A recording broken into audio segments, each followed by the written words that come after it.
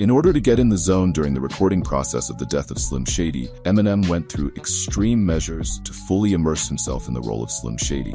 The song Road Rage was giving him trouble at first. He wanted it to be this really aggressive track about traffic in Detroit, but the rage wasn't coming to him. He paced around in the studio muttering about authentic rage, when suddenly it hits him. Guys, I'm becoming a road cone. Everyone in the studio collectively raises an eyebrow.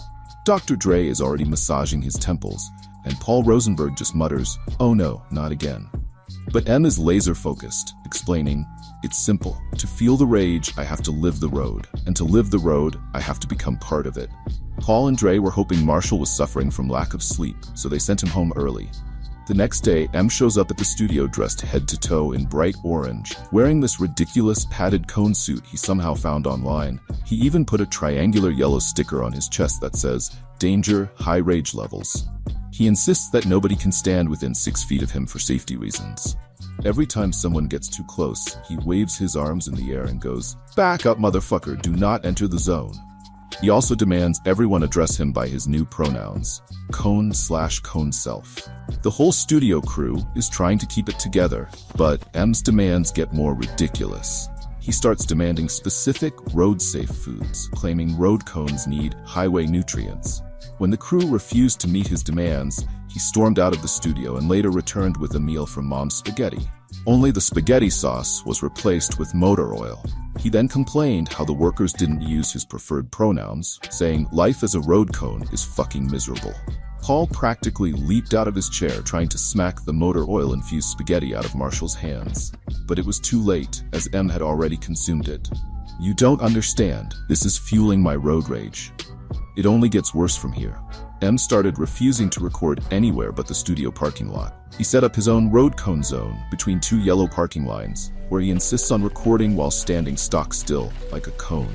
He's got a traffic sign next to him that just says, "Caution, Eminem in rage mode." They set up a portable booth out there, and he's yelling his verses about honking, tailgaters, and speed bumps into the mic, while the studio techs are literally just standing in the bushes face-palming. Dre is losing his mind, trying to convince M to come back inside. But M just stares back and says, "A cone doesn't move, man, you know what I'm saying?" Later that night, a real traffic cop drives up, thinking someone got in a road rage incident outside the studio. The cop sees Eminem standing there in full cone gear, yelling into a microphone like a lunatic. "Halloween's not until October, buddy," the cop jokes. M stops rapping and turns around like someone pissed in his Wheaties. "You fucked up my verse, asshole." The officer is taken aback by Marshall's attitude and threatens him with a ticket. Paul just stands there with his head in his hands. "You think this is over? Wait," Marshall barks. "Overweight? Did you just call me overweight?" the cop says, hovering his hand over his gun holster. An idea then hits Eminem. He starts rapping off the dome about how society needs to encourage fat people to lose weight. The fat-shamed officer, feeling threatened, calls for backup. Out steps from another police car is a man that has a striking resemblance to the former Olympic gold medal-winning decathlete Bruce Jenner. "Oh, so you called cattle in for backup?" M snarks. The officer takes offense and begins writing a ticket for hate speech. "M, you know you're going to jail, right?" Paul says with a lump in his throat. But M ignores all of this, turns around, and begins recording new verses for road rage about fat-identified and trans-identified people. Not to be confused with trans fat. With the song complete, M breaks character and takes off his Taffet cone suit. "Alright, Paul, the song's finally finished." But what Marshall didn't realize is he now stood in the parking lot completely naked. That's right, he forgot he wasn't wearing any clothing under his suit. The cops arrest Marshall for public indecency and load him into the back of the squad car. But M isn't going down without a fight. No, he has an ace up his sleeve.